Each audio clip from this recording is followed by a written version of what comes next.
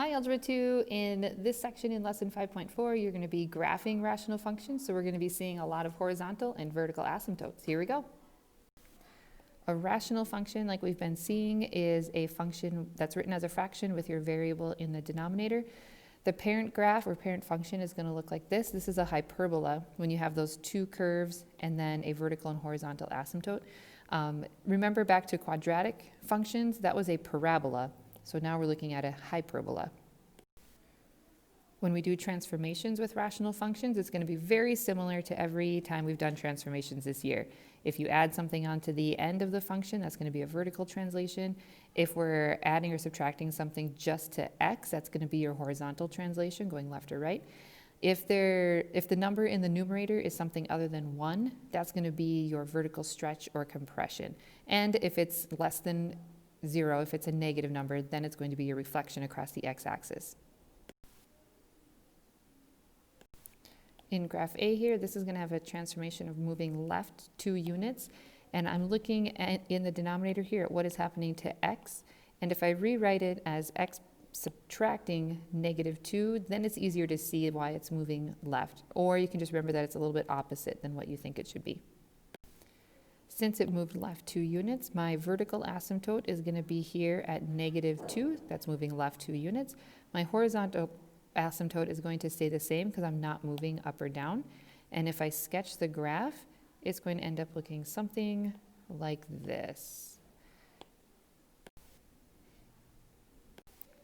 In this one, in graph B, it's moving down 3 units. That's the -3 on the end.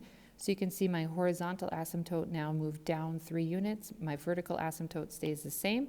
And if I graph it, it's now going to be like this. This table from your book has some really important information about the asymptotes. First of all, there's going to be a vertical asymptote at the line x equals h. So you can see that on the graph right here. I drew where h would be, and this is just an example. But that is going to tell you where the vertical asymptotes are. The domain then is going to be that x cannot equal h. If you notice, your graph is never going to touch or cross that line h. And then the horizontal asymptote is going to be at the line y equals k.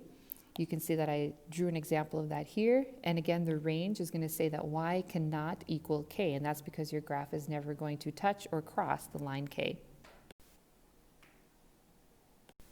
When you're identifying the asymptotes, I like to think about the transformations first. And I recognize that this moved left 3 units and down 2 units, because then I can draw my asymptotes a little bit easier. I'm going to go to the left 3 units, put my asymptote on there, and down 2 units, and draw that one. And then I can sketch the graph and just visualize what's happening here.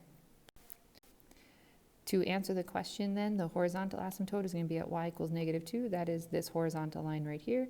The vertical asymptote is going to be at x equals -3. That's this vertical line right here. And the domain, what are the possible x values? X cannot be -3 because it's never going to touch that asymptote. And the range, the possible y values, y cannot equal -2 because it's never going to touch that asymptote. So since my graph moved to the right 3 units, I put that vertical asymptote there. It moved down 5 units. I put my horizontal asymptote there. And then I can visualize my graph. From there, I can see my horizontal asymptote is going to be at y equals -5. My vertical asymptote's at x equals 3. And the domain is going to be that x cannot equal 3 because it's not going to touch that asymptote. And y cannot be -5 because it's not going to touch that asymptote. These hyperbolas that we're looking at are examples of discontinuous functions because they have gaps or breaks because of those asymptotes. What we've seen so far this year, the linear, quadratic, polynomial, exponential, something like this cubic function, is a continuous function because there were no gaps or breaks. When finding the zeros of our rational functions, we're going to be trying to figure out when is the whole function going to equal 0. That's what this is saying up here. The vertical asymptotes will happen when the denominator, that's the q of x up here, equals 0. So in general, we're going to use the numerator to find the zeros, and we're going to use the denominator to find the vertical asymptotes. Factoring is going to come into play here because it's going to be the easiest way to find those zeros. So looking at the numerator, if x equals -4, the entire numerator will be 0. And if x equals +1, the entire numerator will be zeros. So these are the zeros of the function. And then looking in the denominator, if x equals -3, that makes the denominator 0. So that means that's where the vertical asymptote is going to be. When you graph it, you'll see that 0 at 1 right there, 0 at -4 right there, and you'll see that vertical asymptote at -3 happen right there.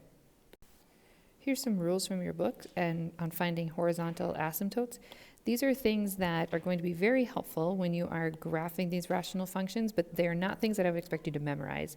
If I was you, I would be putting these on my note sheet for the quiz. Once you factored this, you can look at the numerator to find those zeros, and we'll see that that's going to be at x equals 4 and x equals -1. Look in the denominator for your vertical asymptote, and that's going to be at x equals 0. For the horizontal asymptote, I'm looking back at that table we just saw, and I notice in ours the degree of the numerator is 2, the degree of the denominator is 1. So this first bullet applies. The degree of the numerator is greater than the degree of the denominator, so there's no horizontal asymptote. So when I sketch a graph of this, I'm putting my vertical asymptote at 0. I'm putting my zeros at 4 and -1. And since there's no horizontal asymptote, I know that it's going to look similar to that graph that I just saw. And if it looks like there is a slanted asymptote going through the graph like this, it's because there is, but we're not getting into slanted asymptotes right now. Once I've factored, that makes this problem a lot easier. I'm going to look at the numerator to find the zeros. I can say I'm going to have a 0 at x equals 0 and x equals -1. That's because if x equals 0, the whole thing is going to be 0. If x equals -1, the whole thing is going to be -1. For vertical asymptotes in the denominator, I can see that I'm going to have a vertical asymptote at -3 for that first factor, and a vertical asymptote at x equals +3. So there's going to be 2 vertical asymptotes here. I'm putting what I know so far onto my graph, my 2 vertical asymptotes and my 2 zeros.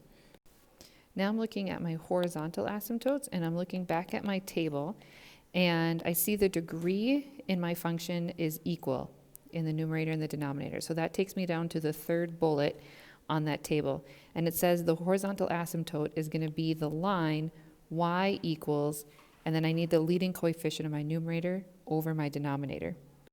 So in our function, the leading coefficient in the numerator is 3. In the denominator, the leading coefficient is 1. So my horizontal asymptote is going to be at y equals 3. So this is where I'm at right now with my graph, and it's going to look really goofy, but the only way to have 2 zeros right here at -1 and 0 is for this part of the graph to look like this, and it's not going to touch that horizontal asymptote. Then my other parts of the graph are going to be these curved lines going like this. You can graph it on Desmos and verify that, but that's what it's going to end up looking like. Each piece of what we found here helped us find each piece of this graph.